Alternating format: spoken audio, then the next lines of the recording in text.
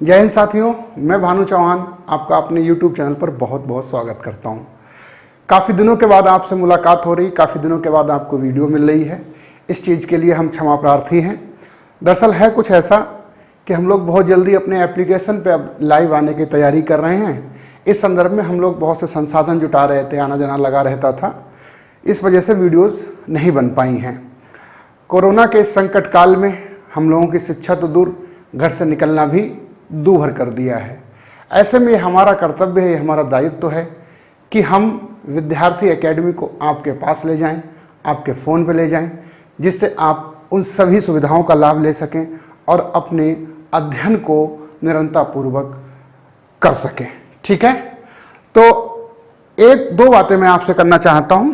पहली बात तो इस संदर्भ में है कि हम लोग लाइव किस टाइम आएंगे, कैसे आएंगे, क्या क्या कंटेंट पढ़ेंगे, इसके रिगार्डिंग आपको एक नंबर दिया जाएगा डिस्क्रिप्शन बॉक्स में। आप उस पर मुझे व्हाट्सअप कर सकते हैं, ठीक है, और उसमें आप हमको अपना टाइम बता सकते हैं। मैं जो टाइम रखूंगा वो भी मान्य ही होगा आपको, लेकिन बेहतर ये है कि आपसे पूछ के बनाया जाए टाइम टेबल, तो और भी अच्छा रहेगा। तो आज आप लोग जो डिस्क्रिप्शन बॉक्स में नंबर दिया जाए उसमें आप मैसेज कर दीजिएगा, व्हाट्सअप नंबर है हमारा, जिससे हम लोग आपस में कनेक्ट हो सकेंगे। ठीक है, बाकी चर्चाएं हम लोग वहीं कर लेंगे, और अगर हमें ज़रूरत समझी तो इसको लेकर के हम एक और वीडियोस बना लेंगे। अब हम बात करते हैं आर्टिकल 32 की। हम लोग संविधान में मौलिक अधिकार पढ़ चुके हैं, कुछ प्रमुख आर्टिकल्स को हमने वहां पे देखा था। आज हम लोग आर्टिकल 32 को देखेंगे। ठीक है, क्या है आर्टिकल 32, क्या कहता है आर्टिकल 32, इसको भी हम लोग आज अच्छे तरीके से देखेंगे। तो देखिए क्या है ये 32, एक मिनट, चलिए। हमने आपको बताया था कि हमारे संविधान में आर्टिकल 12 से 35 तक मौलिक अधिकारों का वर्णन है। आप सभी जानते हैं इस चीज के लिए। ठीक है, अब मौलिक अधिकार क्या है? सरकार ने बताया कि ये सुविधाएं मिलेंगी, जैसे स्वतंत्रता मिलेगी, समानता मिलेगी, शोषण के विरुद्ध मिलेगा, धर्म की स्वतंत्रता मिलेगी, अल्पसंख्यकों के अधिकार मिलेंगे। इतने सारे अधिकार हमको बता दिए कि ये मिलेंगे।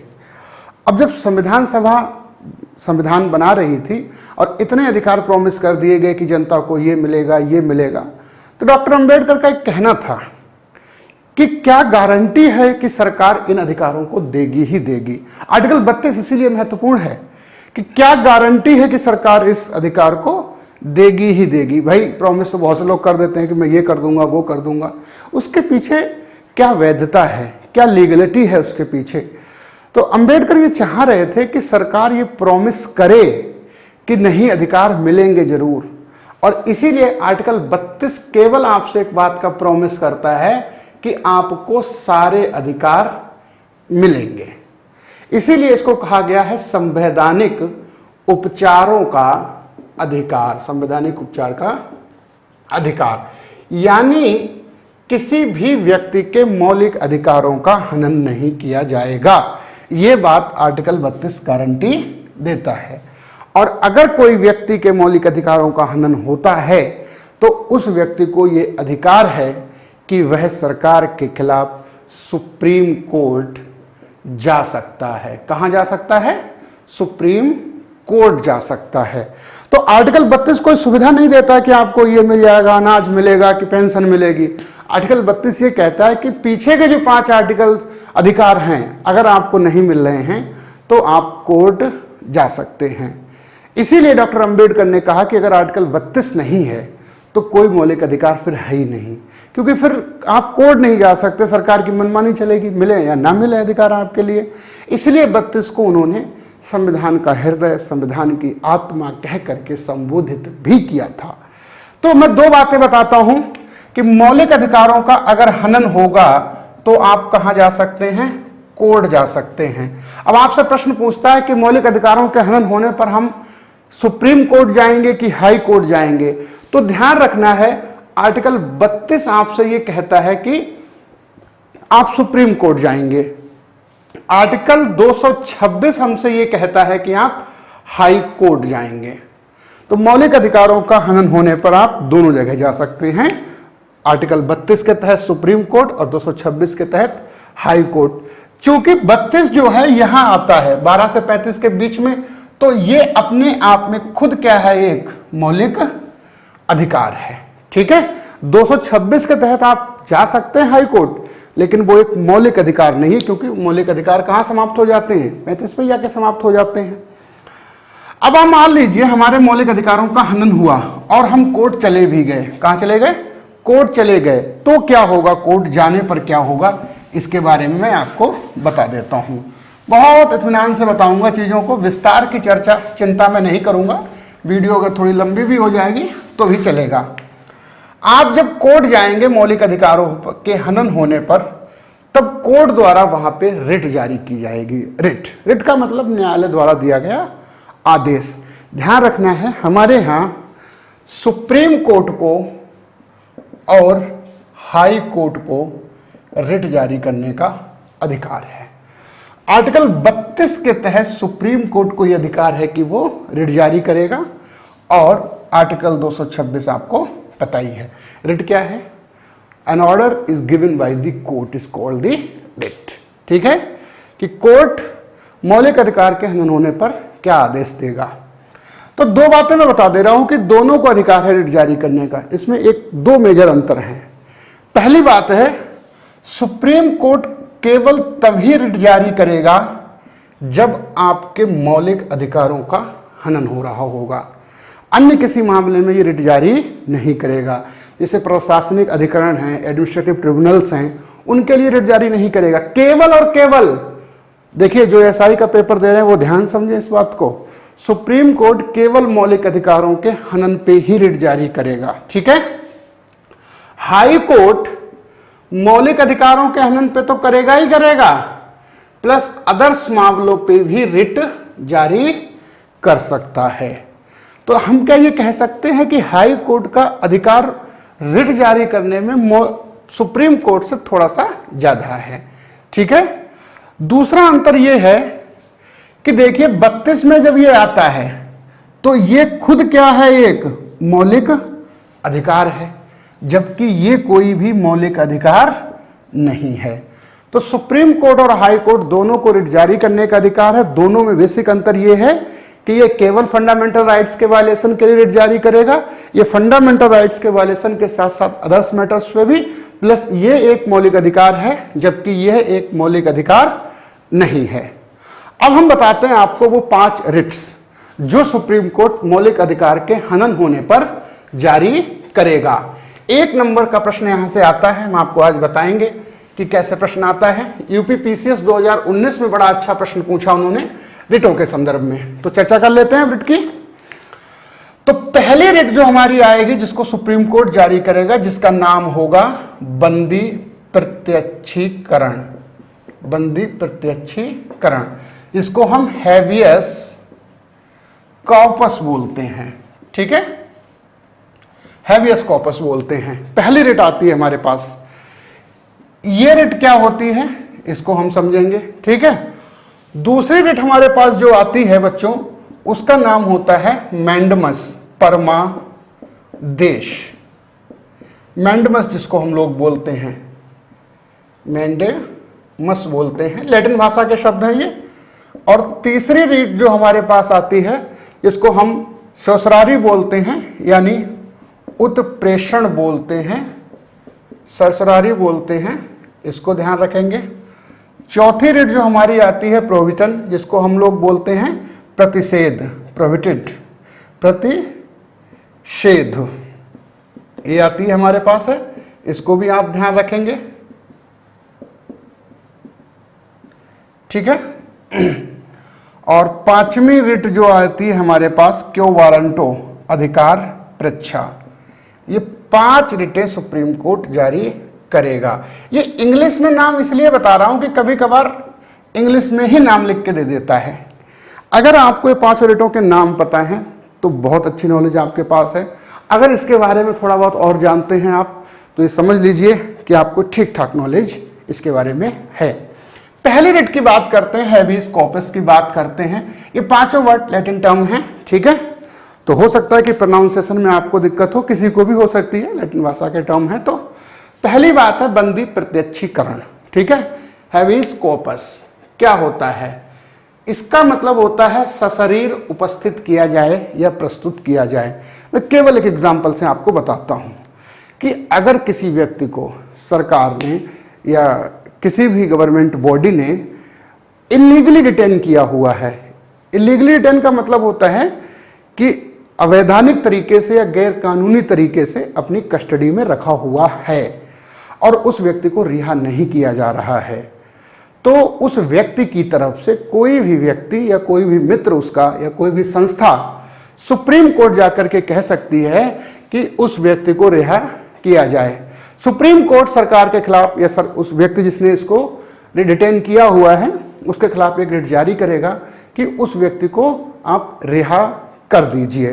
जैसे मान लीजिए एक केस आया था कि उसकी व्यक्ति की सजा पूरी हो गई फिर भी उसको नहीं छोड़ा गया, तो उसने कहा कि भाई सजा पूरी हो गई, हमको इलीगली डिटेन किया गया है यहाँ पे, तो हैविस कॉर्पस की रिट जारी की जाती है। सशरीर लेके आए, सरकारी प्लस निजी व्यक्ति दोनों के खिलाफ जारी की जा सकती है। अगर हमने भी किसी को इलीगली डिटेन कर रखा है तो वो भी व्यक्ति कोर्ट जा सकता है। तो हैविस कॉर्पस का मतलब सिर्फ इतना है कि आपको गैर कानूनी तरीके से कोई भी व्यक्ति या कोई भी संस्था, कोई भी सरकार डिटेन नहीं कर सकती है।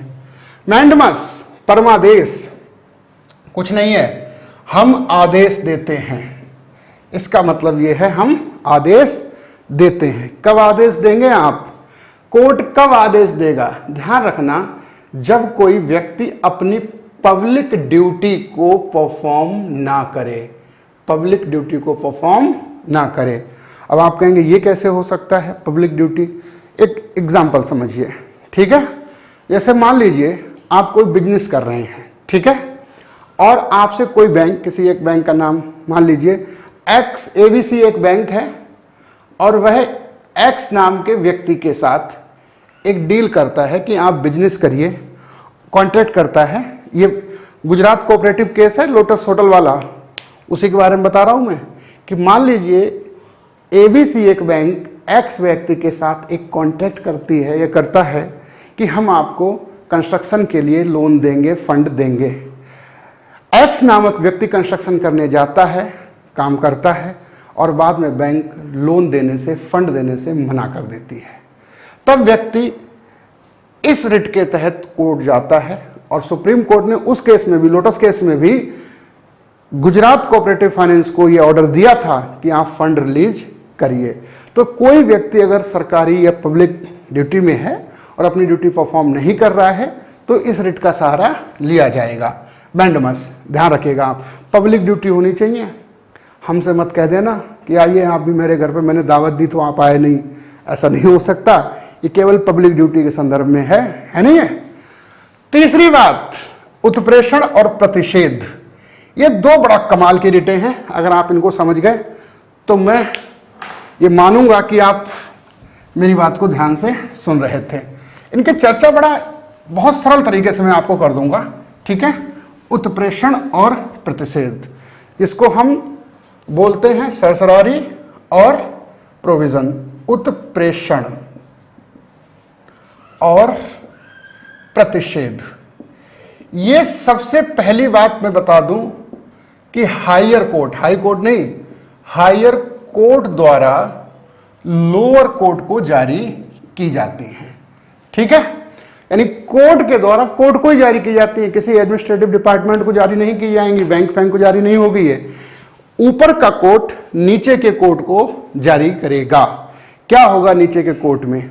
तो देखिए, पहले हम बात उत्प्रेषण की कर लेते हैं। मान लेते हैं ये एक निचला कोर्ट है, निचली न्यायालय है, इसने कोई ऐसा डिसीजन दिया, इसका मतलब होता है to be certified, to be certified, प्रमाणित करिए आप। इसने कोई क्या दिया? डिसीजन दिया। और क्या लगा, जो ऊपरी कोर्ट है, हायर कोर्ट है, चाहे ये हाई कोर्ट हो सकता है, सुप्रीम कोर्ट हो सकता है, इसको ये लगता है कि निचले न्यायालय द्वारा दिया गया निर्णय अपनी सीमा रेखा से बाहर जाके दिया गया या अनकॉन्स्टिट्यूशनल डिसीजन दिया गया, ऐसा निर्णय दिया गया जो इसकी औकात नहीं थी, फिर भी इसने किसी मामले पे डिसीजन दे दिया। तो वो क्या काम करेगा, ऊपर का कोर्ट इसको बिल्कुल शून्य घोषित कर देगा, नल एंड वाइड घोषित कर देगा। ध्यान रखना, डिसीजन दे दिया है, ऊपरी कोर्ट ने उस डिसीजन को अनकॉन्स्टिट्यूशनल बेस पे या इलीगलिटी बेस पे या एक्सेस ऑफ लीगलिटी के बेस पे शून्य घोषित कर दिया, निर्णय आ गया है। इसमें क्या है, प्रतिषेध। आपने एक शब्द सुना होगा, स्टे। स्टे का मतलब क्या होता है कि निचली कोर्ट में मुकदमा चल रहा था। देखिए यहां पे निर्णय आया नहीं है, यहां निर्णय नहीं आया, यहां निर्णय आ गया, और ऊपर का कोर्ट को यह लग रहा है, कोई व्यक्ति गया कि निचली कोर्ट अपने अवकाश से बाहर जाकर, अपनी सीमा से बाहर जाकर के इस मुकदमे को सुन रही है या ये अनकॉन्स्टिट्यूशनल मुकदमा सुन रही है, तो हायर कोर्ट लोअर कोर्ट को यह आदेश जारी करेगा, रोक दीजिए, प्रतिषेध कर दीजिए, प्रोहिबिटेड कर दीजिए। इसी को बोलते हैं स्टे, एज इट इज रोक दीजिए आप। तो ध्यान रखना, ये दोनों कोर्ट के लिए जारी की जाएंगी। पहली में क्या है, डिसीजन आ गया है और उस डिसीजन को बिल्कुल शून्य घोषित कर दिया जाएगा।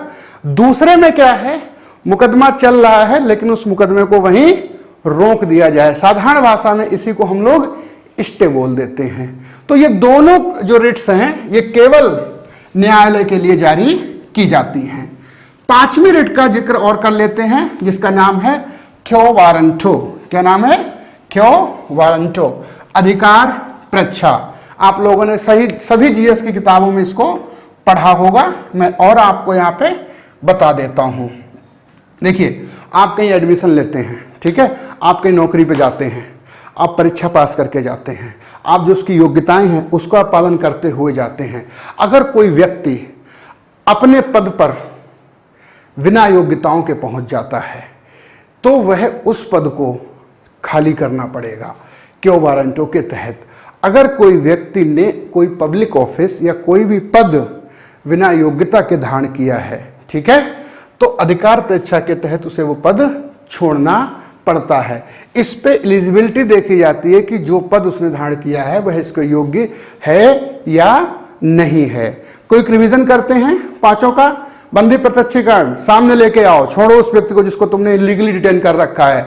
दूसरा कौन सा है, मैंडमस, लोन दीजिए, यानी काम करिए, अपना पब्लिक ड्यूटी परफॉर्म करिए। तीसरा और चौथा आपको पता ही था, न्यायालय वाला निर्णय था, गलत निर्णय है तो काट दीजिए, निर्णय अभी दिया नहीं है, मुकदमा चल रहा है तो उसको रोक दीजिए, प्रोविजन में। पांचवा क्या है, अगर आपने किसी भी पब्लिक पद को बिना किसी योग्यता के धारण किया है तो वो पद रिक्त मान दिया जाएगा, खाली कर दिया जाएगा। अगर ये वीडियो आपको पसंद आया हो तो प्लीज लाइक करें, शेयर करें, सब्सक्राइब करें। और मैं फिर कह रहा हूं, नीचे डिस्क्रिप्शन बॉक्स में हमारा व्हाट्सएप नंबर दिया है, उस पर आप मुझे मैसेज करिए कि हम कैसे आगे बढ़ सकते हैं। Thank you so much.